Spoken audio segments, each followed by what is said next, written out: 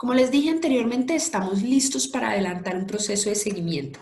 Entonces, miremos cómo hacerlo de manera adecuada a partir de tres cosas. Primero, la definición del proceso, luego, la clasificación de herramientas que pueden utilizarse a partir de la información que recolectamos y, por último, la definición de la periodicidad con la cual vamos a hacer el seguimiento.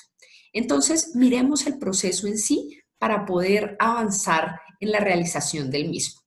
Acordémonos que el seguimiento es un elemento transversal al ciclo de la gestión pública y que sus elementos son fundamentales en muchas de las etapas del proceso, como veremos a continuación. Así las cosas, vemos que en la parte de planeación se definen los objetivos y los límites temporales de la intervención, información trascendental a la hora de formular las metas, como veíamos en unidades anteriores. En la fase de formulación se programan las metas, los indicadores, los productos, las actividades y los recursos con lo cual se realizará lo que se está planeando. Esta información debemos tenerla clara y en ese sentido participar del proceso de formulación es importante. Cuando inicia la fase de ejecución, empezaremos a obtener los datos necesarios para hacer el seguimiento. Aquí, en este momento, ya debemos tener clara cuál es la información y cuál es la fuente de la cual provendrán para poder hacer el seguimiento a partir de este momento.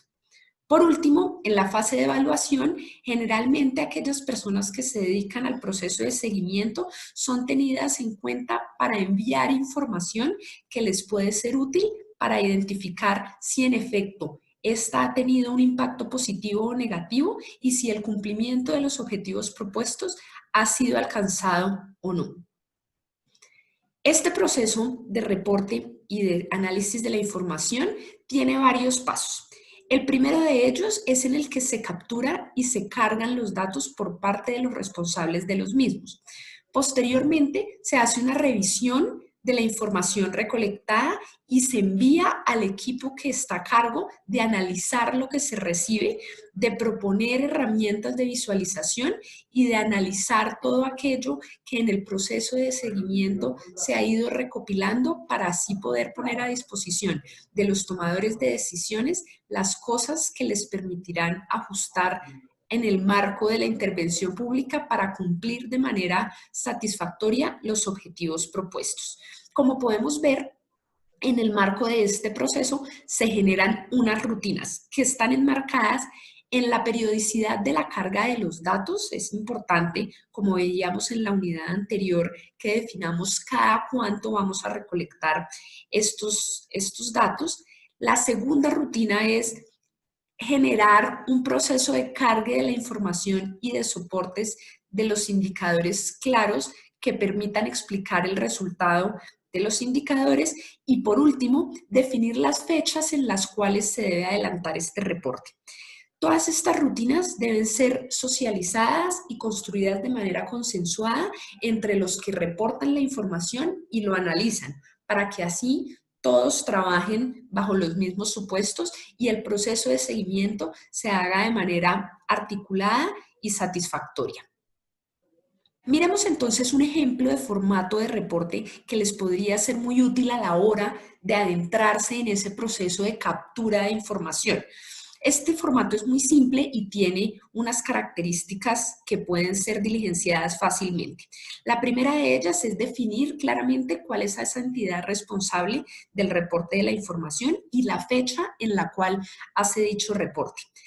Después vemos 5 casillas que se encuentran diligenciadas previamente. La idea es que los encargados del seguimiento hagan ese diligenciamiento para que la persona o la entidad responsable únicamente se dedique a llenar las casillas que se encuentran vacías y que están relacionadas con el avance físico del cumplimiento y con los recursos utilizados para realizar ese avance. Entonces, miremos un ejemplo de ello. La entidad responsable del reporte debe diligenciar su nombre y la fecha en la cual. Miremos entonces un formato que nos servirá de ejemplo para hacer un reporte de información. Este tiene una información Miremos un ejemplo de formato que podría serles útil para capturar la información a partir de la cual se va a hacer el seguimiento. Como podemos ver, es un formato simple en donde inicialmente debe diligenciarse la entidad responsable y la fecha en la cual se hace el reporte. Posteriormente se sugiere que haya 5 casillas que ya vengan prellenadas en donde se especifique la línea estratégica, el programa o producto a propósito del cual se va a hacer el seguimiento, la meta que busca alcanzarse después de haber realizado la intervención pública, cuál es esa línea base de la cual partimos y el indicador con el cual se va a realizar el seguimiento. Como ya decíamos, se sugiere que esta información sea diligenciada previamente por el equipo encargado de hacer el seguimiento para que la entidad responsable únicamente diligencie el avance y los recursos utilizados para adelantar dicho avance que se está reportando. Miremos qué actores necesitamos tener en cuenta para adelantar ese seguimiento. Entonces tenemos el nivel estratégico, que tiende a ser usuario de la información que se genera a partir del seguimiento para la toma de decisiones.